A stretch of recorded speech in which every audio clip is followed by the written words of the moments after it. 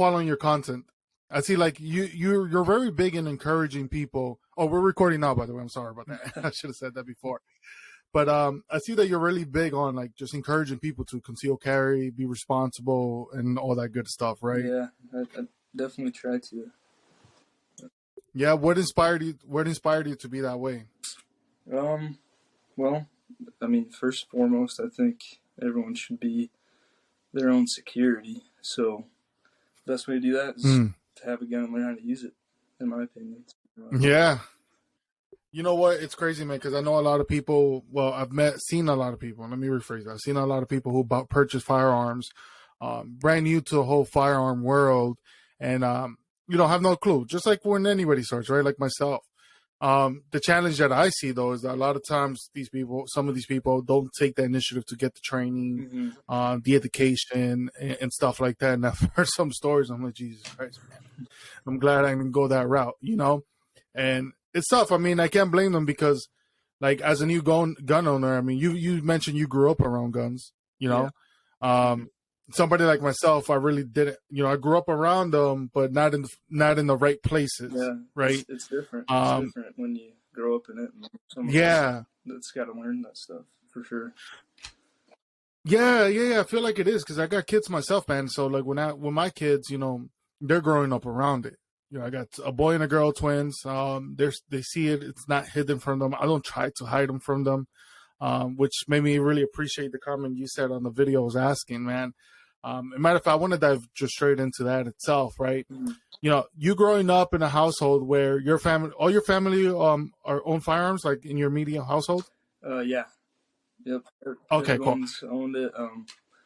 Mainly started out with just like hunting stuff because that's kind of the culture we grew up in, was mainly using guns for hunting, but obviously we're a pro Second Amendment family, so we definitely have our own protection. That's awesome. Yeah. That's awesome, man. Yeah, that's how, working on our home here, it's an important thing to have. I've grown up and I've been in places where, I mean, it's not pretty, right? In here in the States and when I lived in South America. And because of those scenarios that I've seen, I'm like, man, there's bad people out there. Yeah. Right. Right. And these people don't care. A lot of these bad people don't care. And I mean, if they need something, they're going to get in whatever means possible. And if you're the one who's in between them and that, you're more likely to be the victim if you can't defend yourself. Right. So yeah, it's a bad situation to be in. So for sure here, I've become huge on, get the firearms, get your training, exercise your Second Amendment right. It's written for all the right reasons. And coach up your kids to know that, there's a responsibility that come with these. It's an exercise. It's a right that you need to exercise. Ultimately can protect you, others around you as well. And it has to be respected. So for you in your upbringing itself, man, how was your approach to firearms? Like your parents' approach to firearms with you? Was it something that was hidden from you? Was it something that was, telling you never touch, or did they start you young? I mean, how was that approach? For the most part, it was pretty open. My dad, we actually never had a gun safe. I still think my parents don't have a gun safe in their house to this day. But obviously, when we were younger, I didn't really know he had guns until we went and used them. So he put them in places where we didn't really know where they were until we were old enough to understand like the gun safety and all of that stuff, being responsible. Yeah. So. At what age was that though, when you guys were starting to learn? Because I know people who started in all different ages, right? People who started being, under the age of 8 years old. People who started maybe, into their teens. Yeah. Some people like myself who really started more as an adult. All right, I'd say about 8 years old, starting with like smaller guns like .22s and BB guns and small stuff like that. But like I said, here in Idaho, we're kind of in a hunting culture. It's normal to start younger, right? Because you can start hunting. I think I want to say it's 12 with a guardian. Yeah. So you start pretty young in this culture here. That's awesome, dude. That's there's a lot of hunters out here where I live in Pennsylvania as well. Oh yeah. And Yeah, I've never hunted before. I keep telling myself I'm gonna go hunt, but something always happens. I need to get my ass up and actually go hunt. Yeah, I can imagine, man. The game you guys have out there is insane. yeah, Up in Idaho. yeah, Yeah. yeah. It's northwest up here's kind of a hunter's dream. I would say What do you guys have out there? we got deer, elk. I mean, pretty much all of the birds that you can think of. I mean, we got everything over here, man. It's Yeah, pretty yeah, yeah. nice. Have you taken down any elk? I have. I got my first one a couple Yeah. years ago. So yeah, so that was awesome. Holy shit, that's one of my dreams right there to take down an elk, and because I've heard that elk meat is really Oh good, yeah, it's the and best. Yeah, yeah, now and you're gonna have I understand why Joe Rogan's always raving about the people, about the elk. yeah, man. It's good stuff, man. he's the one, he's the one who's opened my world to it because, again, I was ignorant to the hunting world, right? I wasn't too sure.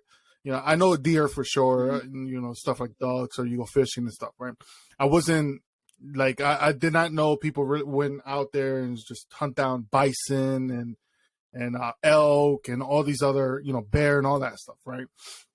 And I'm just elk, man. The way he raised about it, I'm just like very, very, very curious to what they taste like. I've heard they're really dangerous to hunt too.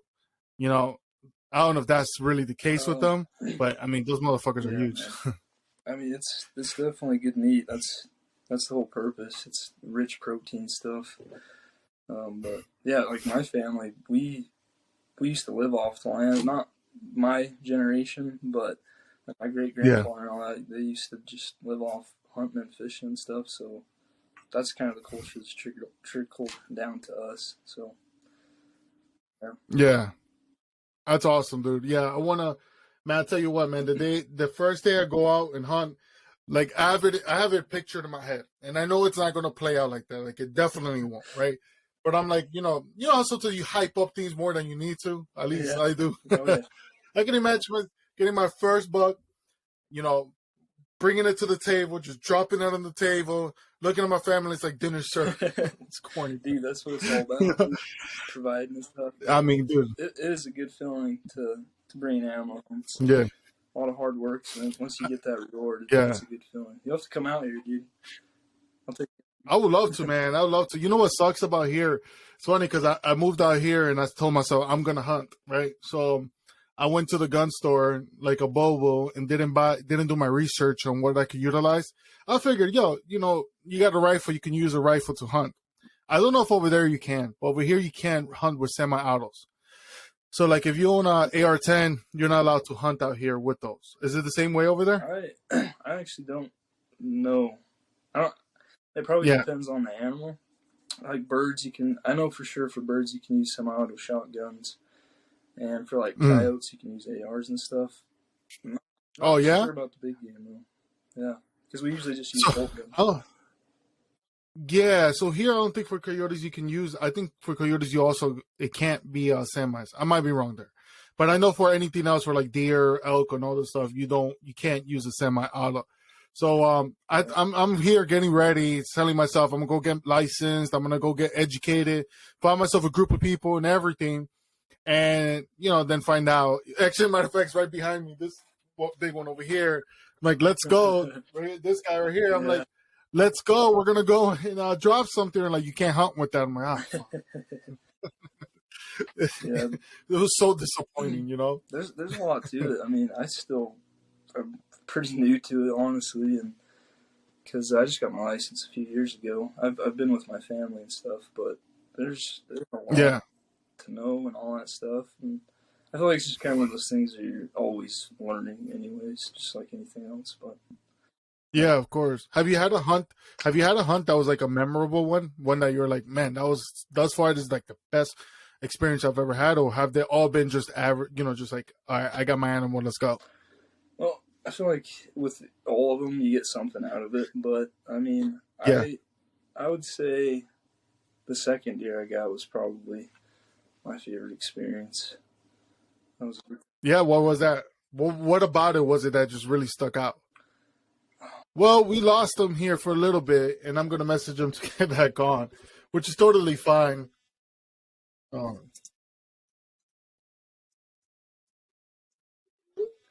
Well, this is awesome, man. I'm excited to have him on here. And, as we're discussing this subject here, it's a very important subject to somebody like me because, you know, hunting is just, I just feel like it's something a man should do, right? And, not everyone has the same interest. I understand all that before people chew me out. But I just do. Like, especially if you're a married man with kids, God forbid something happens, knock on wood, um, in this world, you want to be able to provide for your family. You want to be able to provide, for whoever's in need and stuff like that if you can, right? And if food is an issue, I mean, to be able to just go out there and bring food back instead of having to depend on others, that's just, being self sufficient. That's amazing. So I'm glad he's on here talking about that. Oh, we got him back I on. don't know what Awesome. happened there.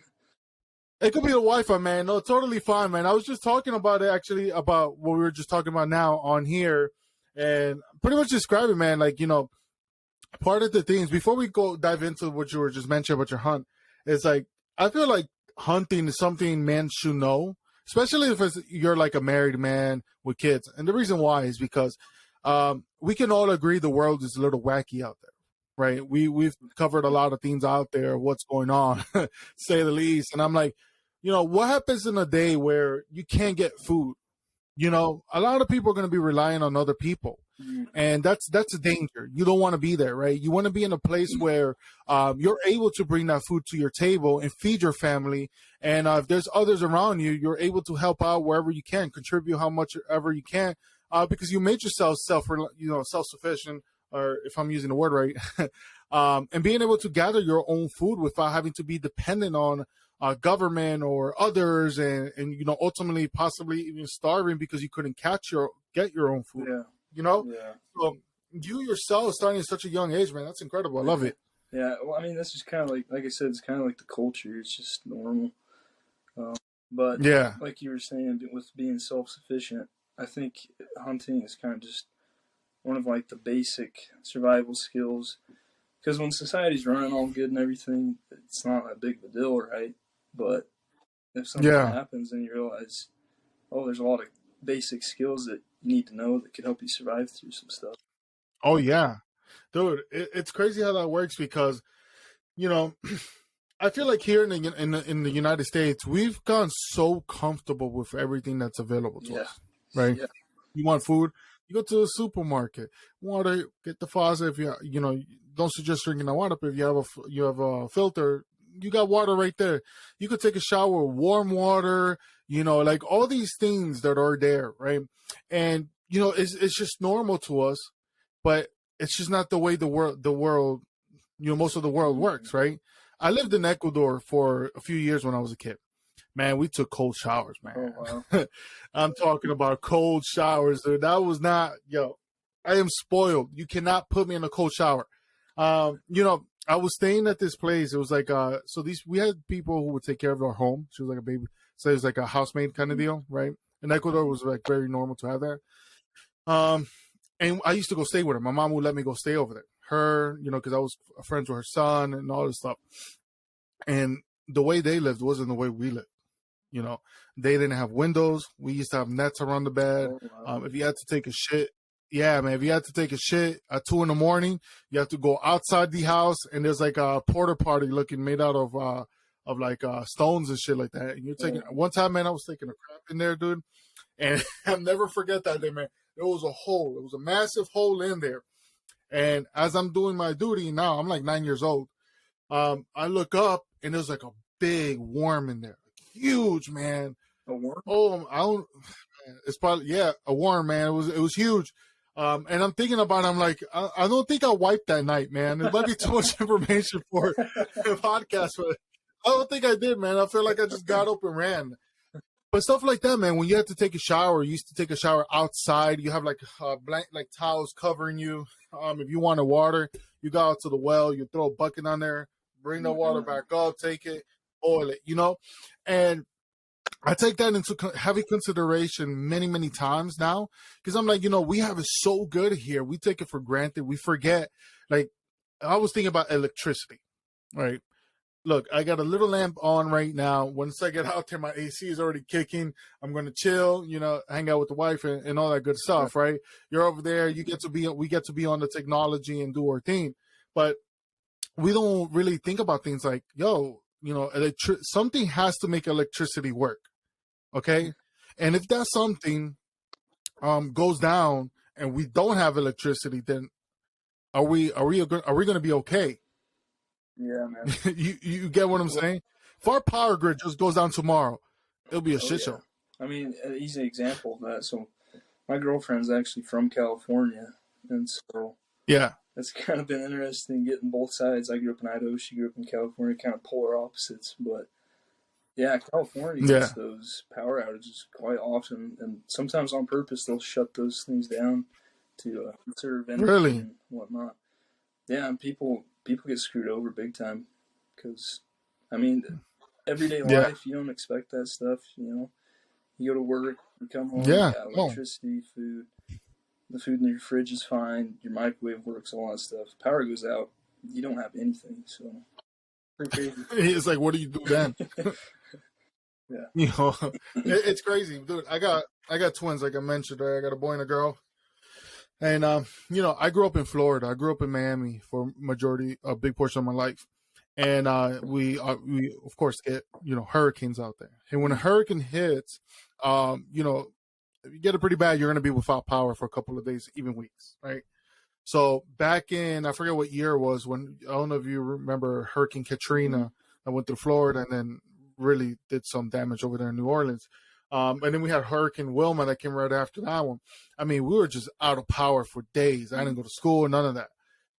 Pure havoc, man. People raided the supermarkets. People raided the gas stations. No power, so we can't cook anything. It was just, we had the butane tanks with the little stoves and whatnot, and the grill. If it wasn't because of that, if we did not have that, man, we would have probably not eaten because there was just no way to cook, right? And having neighbors that were there as well, we all helped each other out. So we were good. But I think about that now. I'm like, man, I moved to the Northeast. It's like, we really don't have those things over here. So I never really think about getting any of those. Maybe this year's the first year. I'm like, well, you know what, honey? We need to get all our stuff. I just got a Vertex bag. I'm putting a bunch of shit in there. And I'm like, if we don't need it, we don't need it. But if we do need it, at least we have it, Yeah, kind of just out of sight, out of mind thing. But stuff you have to think about just in case. Of course, man. You gotta think about those things because reality is, man, if nothing happens ever, then you're okay, right? You live your life. Mm-hmm. But what do you do if something happens and you don't have anything? Yeah, I mean, yeah. At least you're very vulnerable. And I'm just like, man, I don't like that idea. Now I got 2 kids and all that. I do not like the whole idea of me having to be like, oh, please, someone help me. No. Something happens, I want to be able to get up and grab my kids and say, all right, we're going to be okay. Let's move on and get to a better situation, somewhere better, right? Yeah, I think that's why preparedness is super important. And I like seeing a lot of these bigger guys, like some of the ex-military guys coming back and creating businesses for civilians and like teaching all these like basic survival skills and stuff. I think that's pretty awesome. So yeah, 100%. I'm glad you brought that up because that's one of the things that I'm grateful for YouTube, right? Because in Rumble and stuff like that, because people like that get to go on there and share content, share the value with others. Because if you ask me, like, do you know how survival stuff? I don't know shit other than what I've learned in Florida, So I got to learn one way or another. One person was a huge help is what's it called? Fieldcraft Survival. Am I saying that right?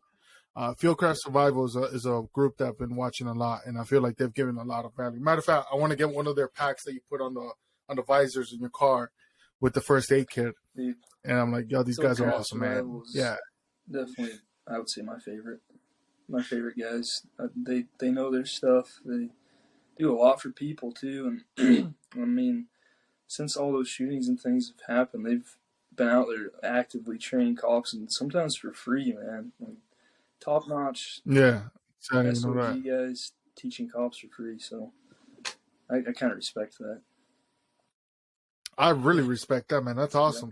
Yeah. That's giving back. That's giving back, and that's sharing value that that's going to help us here at home. Because I mean, unfortunately, it's sad that we even have to talk about this, but it's like it's unfortunate that we live in a world where you just don't know what's going to happen, man. Your kids go to school, and then somebody's going to just turn on them, possibly, and it's just not going to be good, Or sometimes, man, I hate the fact that I go to the supermarket, and I don't like to live my life like this, but it's just the truth, right? You go to the supermarket, you enjoying the day, doing what you got to do, but you don't know what other people's intentions are. You don't know if somebody is an ill-minded person who's going to cause, a problem, right? And what is the likelihood of that happening? Probably not. It's not big at all, right? Like any supermarket. But every person that was at a supermarket or at a church or somewhere where they thought the same way I did, unfortunately it happened there. You know what I'm saying? So, that's the mindset I kind of carried as like, I don't want to be that victim, right? So it was hard because I'm like, man, I've never had anybody to teach me to carry a firearm or do this. I mean, I need the ghetto way of doing things. That's about it. But, the actual legitimate ways with Kydex holsters and all this stuff, I'm like, man, how do I go about this? And I'll tell you, man, I took my first courses. It's been the biggest help of all of it. But prior to taking the courses, having people like Fieldcraft Survival, Warrior Poet Society, right? Yeah, STEM. T-Rex Arms. I mean, all these other groups, man, it's just they've taught so much. They've brought so much value. I'm just like, wow. Yeah.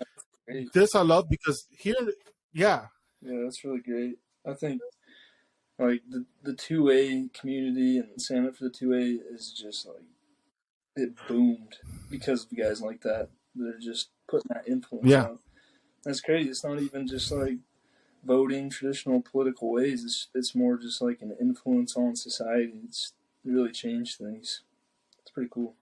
Yeah, it's huge. And it's huge, man. Because the Second Amendment is like, it's a very, very, very, well, it might be, to me, I honestly would say it's like the top, or maybe, close to the top, most important right that we have. Yeah. And the reason why is because we're able to protect ourselves because of that right. We're able to, if the government goes tyrant, which, clearly has, we're able to protect ourselves. We're able to do our due diligence. And the way I look at the Second Amendment, and I love this because hearing these guys were talking about present, the material to present. I'm like, this is not just like, just buy a gun and that's it. Go shoot to the range, go to the range and go pew pew.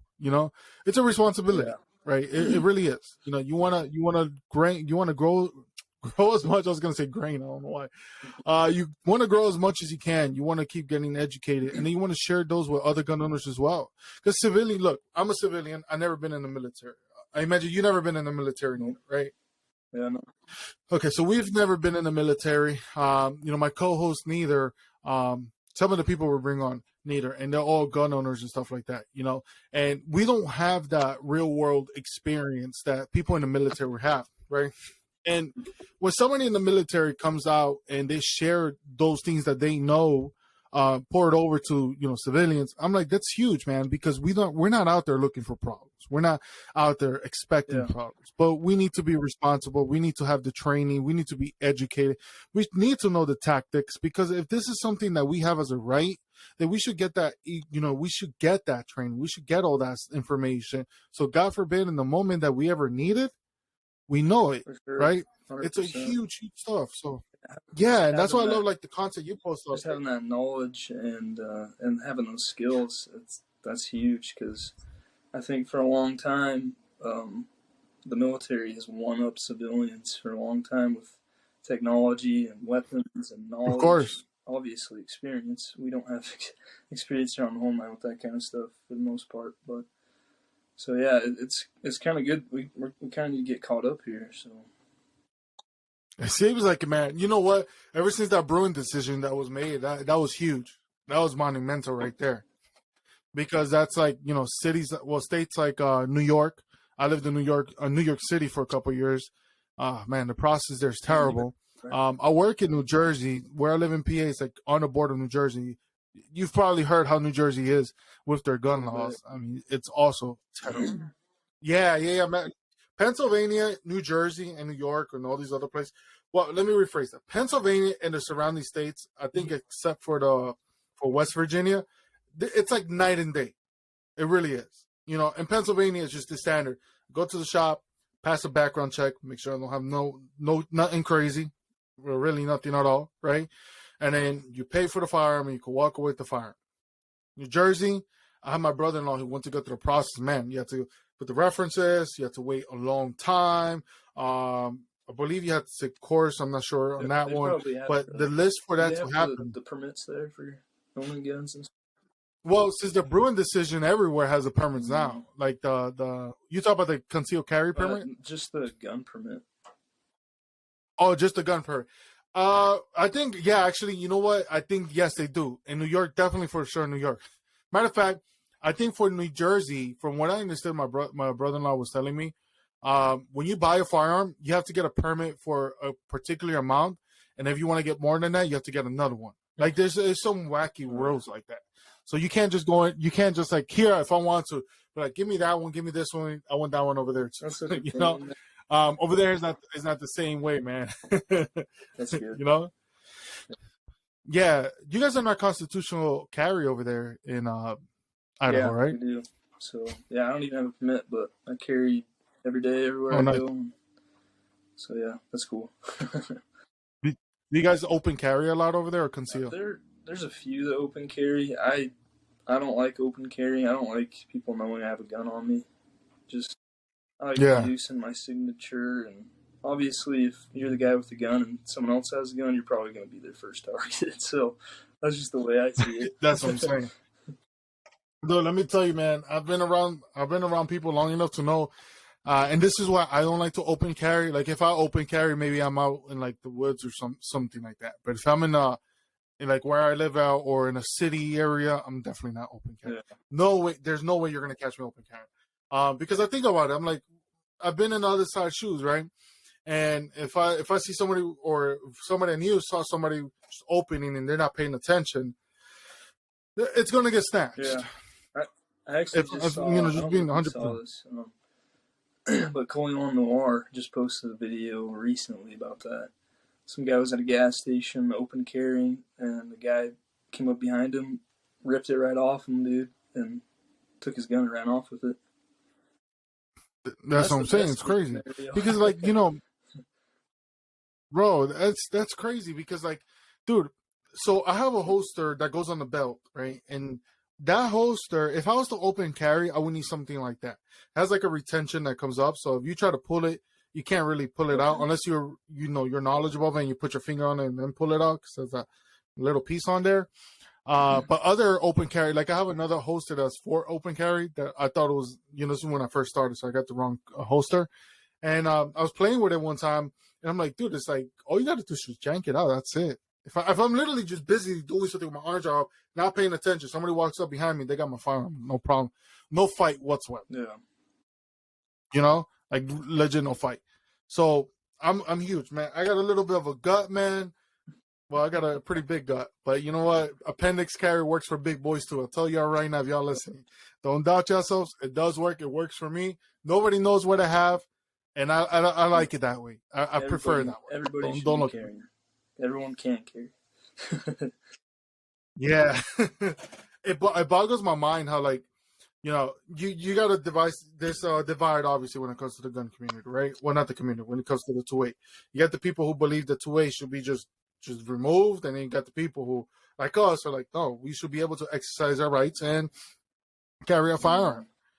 I feel like, a lot of the times, man, these people who, I just don't understand the whole thinking of, we shouldn't have guns. Civilians should not have guns. That should be only the police officers.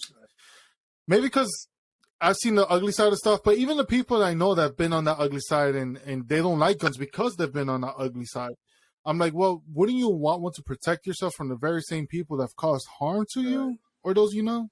Right. Yeah. Or is it just me? I think, I think people don't have a clear understanding on the Second Amendment as a whole. And also, I think the majority of people that don't like guns have kind of an insecurity about them, which I understand. Yeah. a dangerous weapon. If you're not careful with it and all that, obviously a bad thing can happen. But the funny thing is once you Yeah. get people to learn the gun safety and shooting them and stuff, a lot of people's minds change really fast with that stuff. And so sometimes that's all it Yeah. takes. Yeah. 100%. 100%. Dude, my wife is from New Jersey, right? She lived in Maryland, Jersey, went to college in West Virginia. So she's all over the Northeast. Um, when me and her got together, we lived in New York, so I didn't have no firearms then. But I told her, when we go to Pennsylvania, I just want you to know right now, I'm going to get firearms, a couple guns. So her dad, my father-in-law, real cool guy, man. He actually helped me get my first one when I moved over here to Pennsylvania. But the one that he helped me get wasn't going to get here till a couple of months. It was like the longest wait ever for it. So in the meantime, I'm telling myself, I'm like, all right, well, I'm going to pick something up. So I went to a gun store. I told my wife, hey, I'm going to be out for a few minutes. I'll be back. I didn't even tell her what I was going to get. I came back maybe an hour and a half later. I got a Gerson Regard 9mm. It looks like a Beretta, right? I don't know if you've ever seen those. And she's like, what's that? I'm like, it's a pistol. She's like, why? Now, mind you, she's from New Jersey. So it's not, she's not used to having those around her. It's like, because I need self-defense. So I have that, at first she's like wary about it because you're not used to being around it. When you're not used to it, even myself, when I bought my first legal one, I was a little bit like shy to it, right? Sure. It's like, oh man, I need to be careful because, I got kids and this and that, all this stuff. So then the second time was, and I think this is where I guess I started easing her into it. I told her, she was seeing me with the gun all the time. I started carrying it. And then one day I go to her and I'm like, hey, I'm going to go to the store real quick. I'll be back. She goes, for what? I just want to go take a look at something. I'll be back. Man, I went to the store. That's where I got the big boy over here. And I go to the store, I buy it. And I tell the guy, I need a bag so like that my wife don't kill me. Like, what kind of bag are you looking for? Well, something that fits in there. It's not too, this is just me being like, walking ignorant to the world because obviously it's a 20-inch barrel rifle. It's just huge, so it's not gonna fit in the flip bag or anything. So I got the bag, I pay for it, we'll do all the process. I get home, and I remember that day like it was yesterday. I walk in, open the door, she's sitting on the couch. She goes, "What is that?" I'm like, "Oh, I got something to show you." So I put the bag over. Open the fucking bag. I pull this shit out. She goes, "What the fuck is that, babe? What are you doing?" Just got just throw it in there. But man, I'll tell you what. Since then, I've purchased a few more. I've been taking my training. She's, we have 2-year-old kids. She's seen how I handle that, being responsible. And that's to the point that we're getting her concealed carry license, and they're going to purchase one for her too. So that's awesome. Yeah, man, it took time. Yeah. So like to mention what you were saying is sure. A lot of times people are afraid of guns because they're just taught to be afraid of them. That's what I feel. Yeah. Right. If you live in a state where it's like not pro 2A and it's any guns are bad and then you've seen the crime that's associated with that, and it's just not going to give it a good reputation, right? Yeah. But when you come around people who are knowledgeable, who are responsible, and start teaching you, you become comfortable. You start understanding. From my experience, that's what I've seen for the most part. Sure. Most people I know, they end up changing their minds, right? Yeah. Well, like I said, I understand it. It's a weapon. It's guns are meant to kill people, but mostly to defend yourself. And don't lie about that. But it doesn't help when we have media and politicians constantly creating a phobia behind guns, for sure. Yeah, it's not gonna help at all. And then you got not just that, it's just one, you got the fear of it, and it's really just that, right? Because that when you bring up that fear, people are just gonna start second guessing it so much, and this is the other point I was gonna make. Not only that, but then the influences outside of that, right? You have people who are glorifying the wrong things in the world. And that's just going to add to the problems out there, right? Like, for example, I fall guilty to this. I'm not out there doing nothing crazy, but the music I listen to is not the greatest music out there, morally. You know what I'm saying? I just love the vibe of it. But, so I got my personal pet peeve with the ATF. And I think everybody in the 2A community. Jesus Christ, dude, it's insane the process to go with them. When we talk about infringements, they're to me right now they're like the top. They're in the top, and it's the dumbest things ever. It's insane too because it's like pistol braces. Let's use that for an example. You come into the 2A world, you buy a pistol brace legally, you go to the store, you got it, put on your firearm, you did everything you had to do the right way. But then from one day to another, they're going to come up and say, hey, you're going to have to pay us now $200 and send us the photos of the firearm and be on a database, or if not, you're going to face 10 years in prison and $250,000 fine. What? You have 3 months or 4 months, whatever, to change that. But it was just legal just now, right? And it's like, to take it to another level, like even the pistol brace one, I'm going to use that example because that's coming up in December. I think it's December. It's coming up. If for those who don't have firearms, if you ever get into the firearm world and you purchase a firearm that's under 16 inches, like the barrel, you can't have a stock on it, like a regular rifle, unless you pay a $200 tax stamp and go through this whole process filling out forms and stuff, right? But you can have a pistol brace on it. All right. So if you look at a pistol brace and a buttstock, and you're being quite honest, I mean, you'll see why it's the dumbest fucking rule out there, bro. It blows my mind that for me to change from one part that looks almost identical as the other, I had to pay you $200. To me, that sounds like you're digging into my pockets. That's what you're doing, and then putting me on the database. It looks like the connection is really bad for some reason today, but it's all good, man. Because I still want to discuss what we're talking about, right? Same thing as before. The whole issue with the ATF is mind-boggling.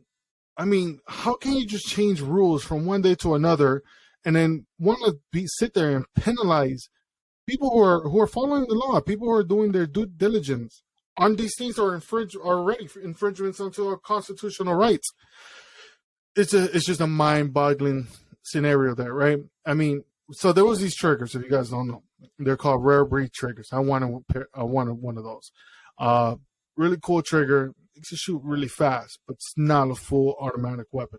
It does not turn your weapon into a full auto weapon, by their definition. So now, because they don't like the way the trigger shoots, it's going to be banned. It's going to be outlawed. So there's these cases that are going on with him that's costing so much money from our taxpayer money to, obviously the company's money who makes the triggers as well. That's just like, we shouldn't even be having these conversations. These are protected by our Constitution. Why are we dealing with this, right? It's just insane. And it's one of those things that we hope that comes to an end, because it just makes no sense whatsoever. And I think Ethan's coming back on. Doesn't seem like he's getting on here, which is fine. So we might have to just cut this one short this time around and see if we bring him back on another time. So have further discussions in this, because there's more things that we want to discuss. We have things going on with like Tulsi Gabbard, man. I'll tell you, I've said it before, I'll say it again. That's my boo. But I don't trust her. And the reason why I say that is because, look, what she has to say, those words they're all amazing, right? I love what she has to say. The message is strong. However, her past carries a lot of weight. And we can't trust our politicians and all that stuff like that. So what do we do? Well, we got to watch her. We got to hold her feet to the fire and see if she keeps true to what she says. Because if she does, then, man, she's my boo. But in all honesty, if she does, I mean, that's a good for us. I see her around a lot of people who I really believe in. And that to me is a huge, huge, huge thing. So I think that in itself, makes her a lot more trustworthy. Not to the point where, like, I trust 100%, but the hopes are high. And I know a lot of people feel that way. The hopes are high. And I hope more Democrats see that too and just wake up to the whole situation. Because, man, it should not be a conversation. This whole Democrat-Republican divide, when it comes to so many things like the Second Amendment, is just reckless, and we don't need that. We need to come together on this. What is constitutional should not be infringed on, period. Freedom of speech, the Second Amendment, commerce, all that stuff that's in there should not be infringed. And those who do infringe on it should not have public office. Simple as that. But we know that's not the case because tyranny is very, very, very much alive at the moment. As I'm recording this, and I see Ethan looking to come up. I'm not sure if he's going to come back on here. As we're waiting for him here. If we do end up waiting through it, because I'm not sure if he's going to get back on. I'm seeing a video of Shapiro right now. Not Ben Shapiro, but Josh Shapiro, who's running for governor in Pennsylvania against Mastriano. And, dude, it's just insane because, look, Shapiro is not someone to be trusted. And I'm not saying that because he's a Democrat. Honestly, I don't care about the titles no more. I'm saying that because his past actions are just unaligned with our country, unaligned with what rights we have. And people tell me that's not true. A simple one right off the bat. Ask him his stances on the Second Amendment. And then come back to tell me it's not true. So I'm hoping the elections coming up on Tuesday, I'm hoping that Shapiro is out and Mastriano is in. I'm hoping John Fetterman is out and Oz is in. I'm not a 100% fan of Oz. I'm giving him the benefit of the doubt. But to be honest, it's just I don't trust him either. Trust runs low here, I guess. But you can't take somebody on like Fetterman because Fetterman does not seem like someone who's fully there. So, guys, Ethan has not been able to come back on yet. It looks like the signal might just be an issue. Totally fine. It happens. I hope to bring him on back again. But in the meantime, while we wait till we have another episode, we might have one on Tuesday. I'm not sure if we've really seen this before or after. I do want to say, guys, thank you for showing support. And we're excited to bring more and more information out there for those who are listening. So if you guys have any feedback or know anyone who can benefit from the show or who would love to come on the show and have something to share, let us know. Reach out to us. Let us know, and we'd love to have them on.